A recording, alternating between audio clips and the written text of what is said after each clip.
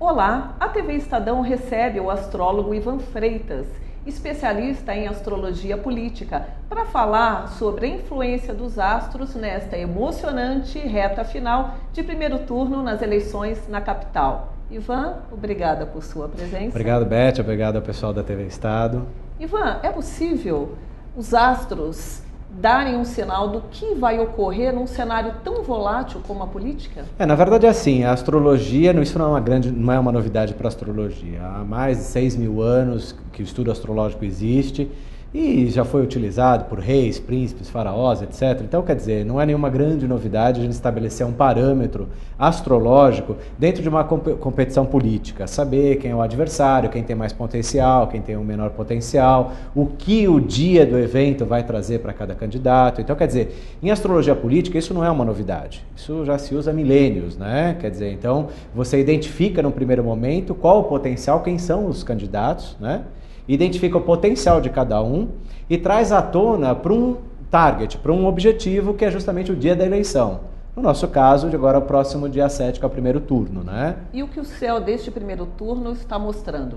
Em primeiro lugar, é bom frisar que esse estudo todo está baseado lá no começo de agosto. Né? Esse estudo astrológico começou a ser realizado quando eu tive acesso aos dados natais dos principais candidatos.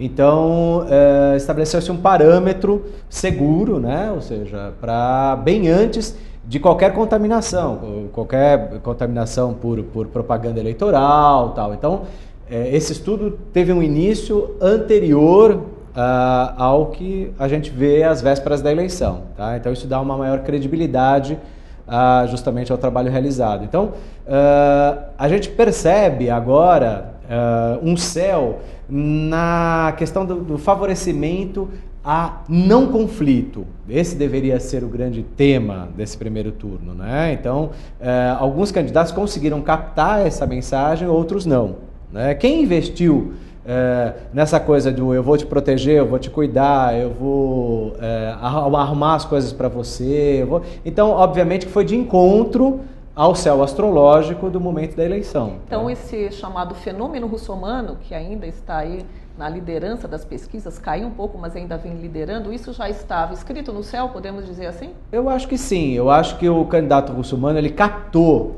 né? Ele entrou em sintonia, vamos dizer assim, com a energia do momento, né? Com essa energia pré-eleição, pré-eleitoral. Então, como ele captou essa energia, ele investiu justamente nesse tipo de situação, o que fez com que ele despontasse, né, na frente dos outros candidatos. Agora, é bom deixar bem claro que para a astrologia política, pouco importa quem é o candidato, pouco importa qual é o partido, quer dizer, o que está o objeto do estudo é o potencial de cada um deles, né? E dentro do estudo da astrologia política, você já fez alguns prognósticos que realmente se confirmaram? Vários, né? Quais vários. Você poderia citar? Bom, o caso da eleição do Fernando Henrique, a eleição da Marta Suplicy para a prefeitura, mais recentemente, no auge do mensalão, a blindagem do mapa do ex-presidente Lula, a queda do Zé Dirceu, a queda do Delúbio, quer dizer, isso foram todas previsões, né, que foram feitas com muita antecedência. A própria eleição da Dilma,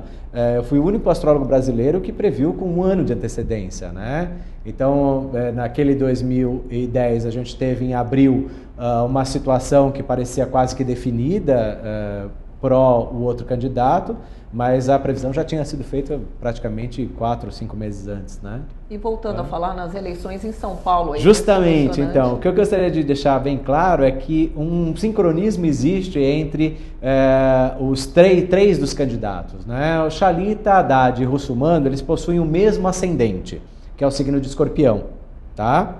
É o signo de Escorpião, então, quer dizer, isso é um sincronismo que existe, quer dizer...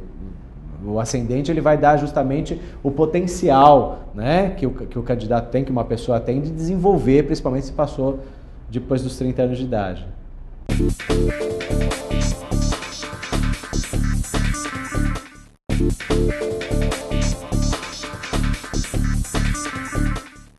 Olá, estamos de volta com a entrevista, o astrólogo Ivan Freitas, falando das eleições na capital.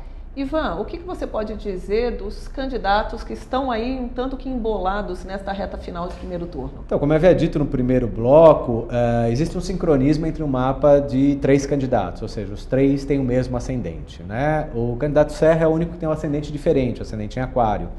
Então, o que acontece? É natural que conforme o Sol vai avançando em Escorpião, né, que vai ser justamente o Sol do segundo turno, obviamente que esses candidatos vão ficando mais parecidos, entre aspas, né? Então a gente viu um candidato que pulou na frente dos outros, né, por estar em sintonia com o céu do próximo dia 7, que é essa lua em Câncer, que é essa coisa libriana, que é essa coisa de mais ter o contato com as pessoas, né, com o sentimento das pessoas. Você está dizendo que o eleitor vai querer alguém que cuide melhor dele, exatamente, que faça essa mensagem. Exatamente. E uma coisa que não foi talvez bem explorada, né, é justamente o pessoal das periferias, né? Quer dizer, então houve um erro aí de campanha, né? Não vamos dizer, mas uma falha na campanha de alguns candidatos que não investiram num primeiro momento, nessa coisa mais periférica. E quais as vantagens, falando assim, vantagens e desvantagens de Celso Russomano, Haddad, Serra e Chalita? O que você poderia dizer, resumidamente? Em primeiro momento, eu acho que o Serra está passando por um fenômeno Júpiter, que acontece a cada 12 anos, e isso favorece bastante o candidato,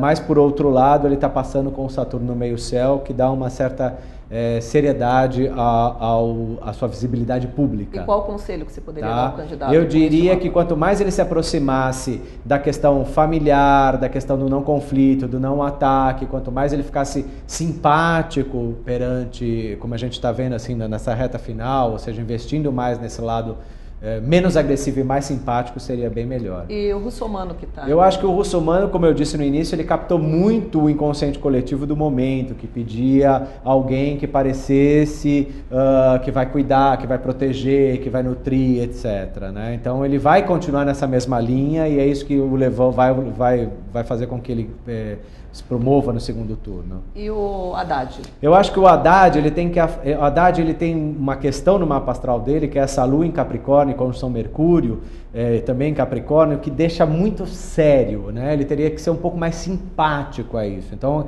a gente nota um esforço disso, né? De trazer uma certa simpatia à tona, porém ainda está caminhando por um lado que deveria ser menos gerente e mais amigo, mais simpático, mais coerente com E o Chalita, população. essa subida do Chalita agora nas pesquisas? Exatamente, porque como os 3 têm o mesmo ascendente, então obviamente que o Chalita entra também, o Chalita tem uma lua em Libra, né? Então que chega a ser simpático, né? Que traz um certo potencial de empatia com o público, mas não há alavanca, né?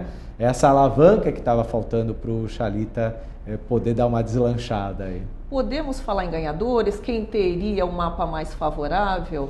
Eu acho, dos candidatos que a gente analisou, eu acredito que o que mais, como potencial de mapa, como potencial astrológico, foi demonstrado lá em agosto. Essa questão do fenômeno russomano, que ninguém soube explicar direito o que aconteceu, é porque ele tem um mapa mais favorável. Né? Ele tem um mapa de alguém que um dia, não importa quando, mas um dia ia chegar ao poder. Agora, no segundo turno, é o mesmo céu? O céu está diferente? Não, no segundo turno é um céu completamente diferente. O que podemos esperar? Né? Por isso que eu digo, são 2 eleições, né? Completamente diferentes. Tá? Uma acontece agora no primeiro turno, é uma coisa. O segundo turno vai ser uma coisa completamente diferente. Por quê? Porque vai vir à tona, é um céu mais belicoso, é um céu um pouco mais dramático, inclusive, né? Porque aí a gente vai ter uma lua em Áries, muitos ataques, muita questão. E a questão do Sol em Escorpião, que vai trazer à tona as situações que estavam até um determinado momento ainda ocultas, ainda escondidas. Então nós podemos esperar um segundo turno aí mais emocionante ainda? Muito mais vibrante que esse primeiro turno, mas muito mais mesmo. A polarização vai ser evidente, vai ficar muito claro, o discernimento vai ser forte entre as pessoas vão parar com essas dúvidas, né? A gente tem aí muitos indecisos ainda, né? Às vésperas da eleição tem gente ainda indecisa, mas a gente vai ter um segundo turno assim como acho que nunca existiu em São Paulo.